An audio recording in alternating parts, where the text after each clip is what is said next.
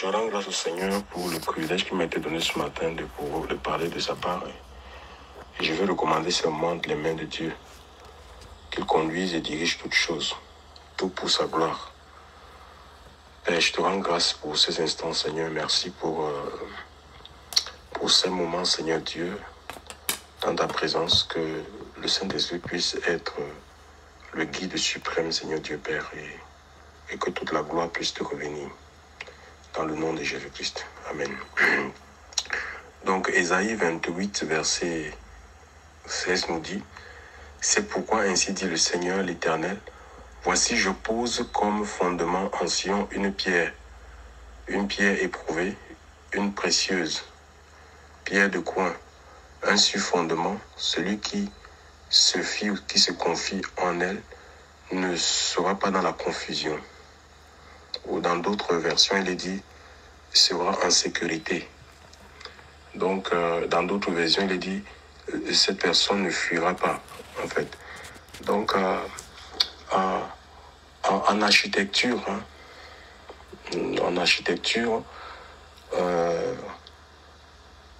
pour ceux qui connaissent un peu quelque chose, en ce qui concerne la construction des maisons, ils conviendront avec moi que le fondement ou la fondation, c'est la structure qui non seulement porte la maison, en même temps elle supporte la maison. Quand je parle de supporter, c'est le poids. Donc, ce que nous avons à visu, donc la partie visible du bâtiment, c'est pas là où on peut penser que c'est là où la maison commence. Non. La maison en elle-même, ou l'immeuble en elle-même, est connecté à la fondation. Et la fondation c'est dans le sol en fait. C'est une partie qui est invisible, mais qui a toute son importance en fait. Et nous voyons ici dans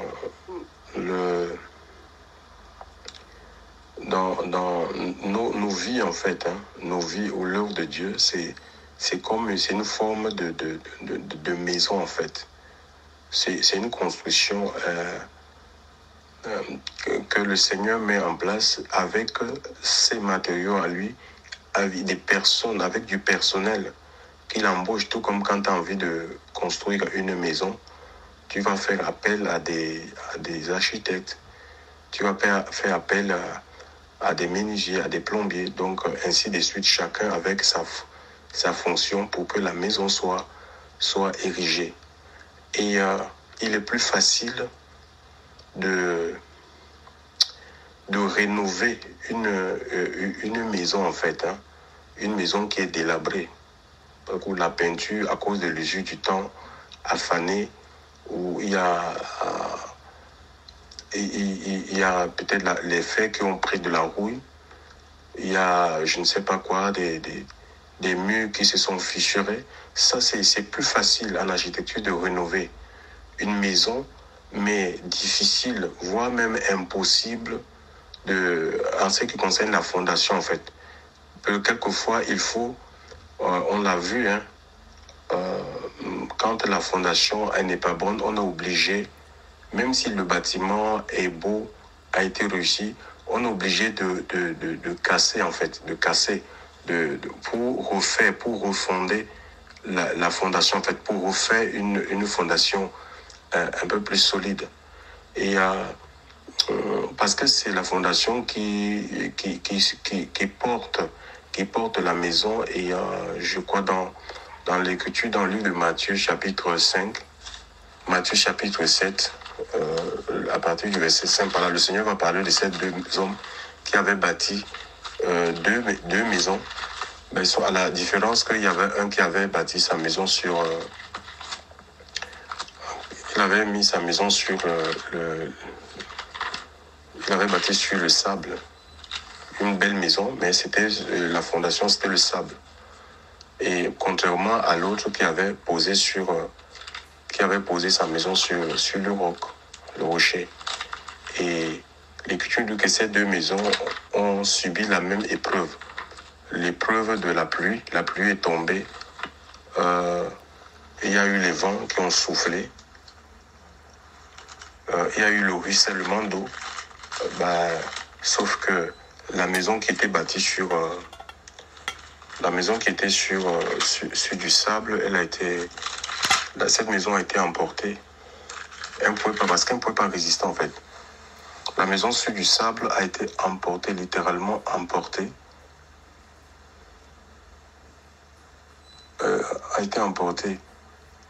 Et celle qui était posée, celle qui avait pour fondement le rocher, les vents ont soufflé et contre cette maison, elle n'est pas tombée en fait. Elle n'est pas tombée car elle avait été fondée sur le roc. C'est ce que la Bible nous dit. Et il est dit, et le Seigneur va dire dans le verset 25, quiconque entend mes paroles et les met en pratique, il est semblable à cette maison. Donc, le tout ne suffit pas d'entendre, en fait. Il faut c'est la mise en pratique, en fait, de la parole de Dieu qui donne solidité à nos vies. Vous voyez un peu, c'est la mise en pratique parce que beaucoup entendent, beaucoup écoutent, beaucoup suivent les séminaires, beaucoup vont dans les séminaires. Mais le problème, c'est la mise en pratique. Beaucoup d'entre nous ne pratiquons pas. Dans nos vies sont quelquefois confus. Chers frères et sœurs, on a des retards, on est dans l'échec parce que ce n'est pas suivi de la pratique en fait. Il faut que nous apprenions à pratiquer la parole de Dieu, et surtout nous qui sommes censés enseigner la parole. Il faut qu'on applique à nos vies ce que nous enseignons aux autres en fait. Voilà, et c'est ça qui va faire de nous des ministères prospères, des ministères épanouis dans le Seigneur. D'accord? Donc, c'est ça. La fondation, là, c'est le Seigneur. Quand on parle de mise en pratique, c'est quoi? Ce sont les enseignements, en fait. Hein? Ce sont les enseignements, ce sont les doctrines, en fait. Donc, et l'apôtre Paul dit qu'en dehors du fondement qui a été posé, à savoir que Jésus est le fondement de la foi chrétienne. Hein? Il n'y a pas un autre fondement, en fait. Donc, parce que dans ce monde, il y a plusieurs fondements. Hein? Il y a les fondements de la philosophie, de la religion. Il y a plusieurs fondements comme ça. Donc, et nous, on veut, un peu comme ces Juifs à l'époque, le Seigneur dit que, je crois dans le livre de Actes chapitre 4, la pierre qu'ont rejetée ceux qui bâtissaient est devenue la principale de langue. Donc, la pierre qu'ont rejetée ceux qui bâtissaient, c'est des Juifs, c'est des pharisiens. Ils bâtissaient, ils construisaient, sauf qu'ils avaient laissé la pierre principale, c'est-à-dire Christ. On ne peut pas bâtir l'œuvre de Dieu en dehors du Seigneur. C'est lui le maître architecte. C'est lui qui conçoit même le ministère que tu as reçu. L'œuvre à laquelle il t'a appelé. Tu dois suivre, tu dois écouter sa voix. C'est lui qui construit à travers toi. Donc tu ne fais rien de par toi-même, à moins que tu n'entendes la voix. Ça, c'est important. Et, chers frères et sœurs, nous sommes en compétition. Ce n'est pas un tout. L'œuvre de Dieu aujourd'hui, c'est devenu comme de la compétition. Les gens sont dans les concurrences. L'autre a ceci, l'autre a cela. Non. On est en compétition avec personne. Tu n'es en concurrence avec personne. Tu dois servir Dieu dans le repos. Tu dois construire dans le repos. Tu dois bâtir dans le repos. Donc, la première des choses, c'est la fondation, en fait.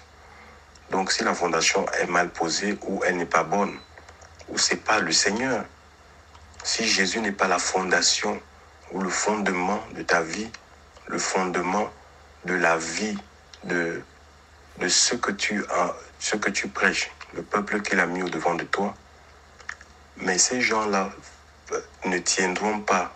C'est pourquoi vous allez trouver des gens, ils vont de gauche à droite.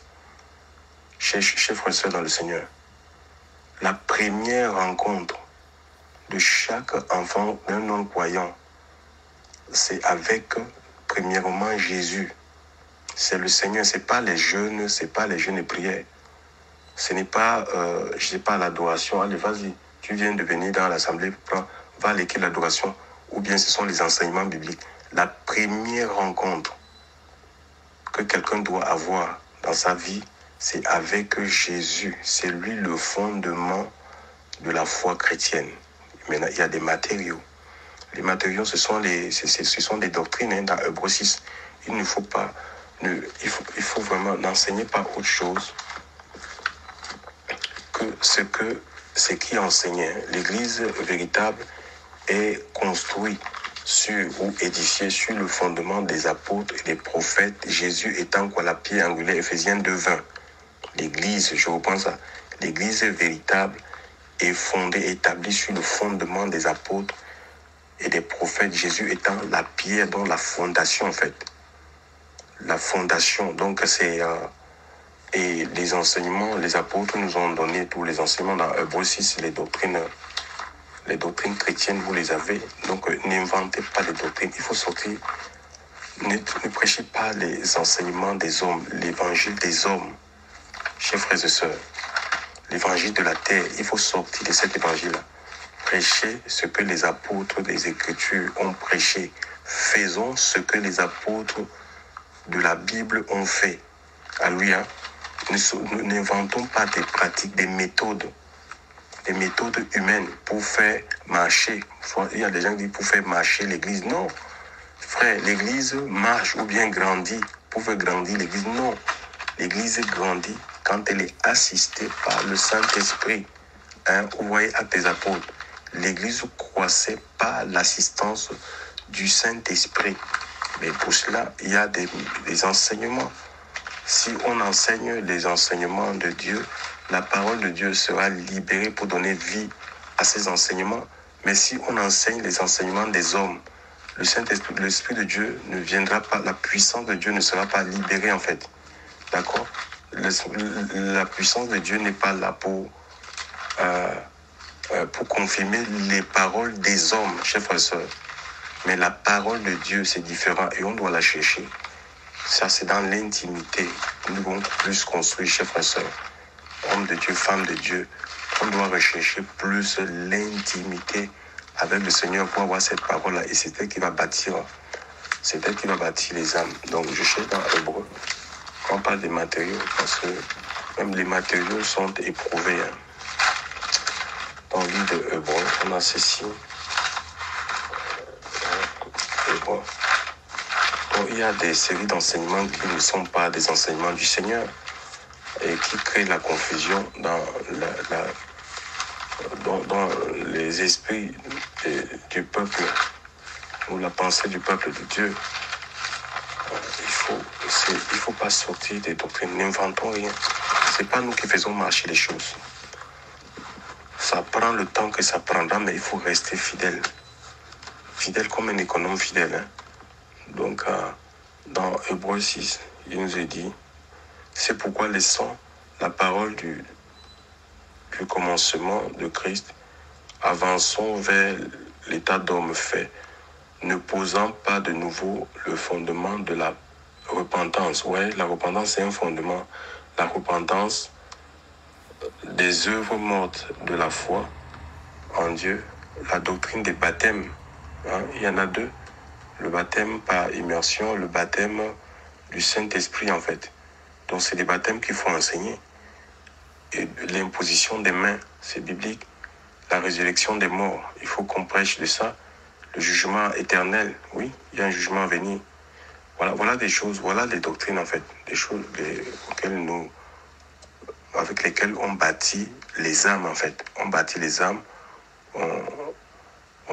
on construit l'œuvre de Dieu en fait. C'est pas, ne cherchez pas des doctrines des hommes, chers frères et sœurs. L'Écriture nous parle que dans les derniers temps, c'est même des signes de la fin des temps, qu'il y aura les gens abandonneront la sainte doctrine pour s'attacher à des esprits séducteurs et vont enseigner quoi, les doctrines des démons. Donc tout ce qui ne cadre pas avec l'Écriture, il faut mettre ça de côté, s'il vous plaît. Même si ça a l'air de faire marcher, de faire prospérer l'œuvre de Dieu, c'est dans les cœurs en fait. Le royaume de Dieu, ça prospère, ça avance, c'est dans nos cœurs. C'est pas ailleurs, c'est dans les cœurs en fait. Donc les vies qui sont, et ce royaume, c'est paix, c'est joie, Quand ta vie prospère dans le Seigneur, tu as la paix. C'est une paix qui est spirituelle. C'est la joie qui est produite par le Saint-Esprit. Et c'est la justice dans la justice de Dieu. Hein, tu n'es plus dans les partis pris, les clans. Je suis par exemple Bassa et je veux m'entourer que des Bassa. Non. Vraiment, on écoute la voix de Dieu. On s'entoure des personnes que le Seigneur veut avec nous. C'est pas nous qui choisissons nos collaborateurs. Donc, c'est Dieu qui met des personnes autour de nous pour travailler avec nous. Donc, et 1 Corinthiens 3, c'est pareil, ça parle des fondements. 1 Corinthiens chapitre 3, ici on a 1 Corinthiens 3, qu'est-ce que ça dit? C'est l'apôtre. 1 Corinthiens 3, il est dit. Donc, Paul dit, car nous sommes collaborateurs de Dieu.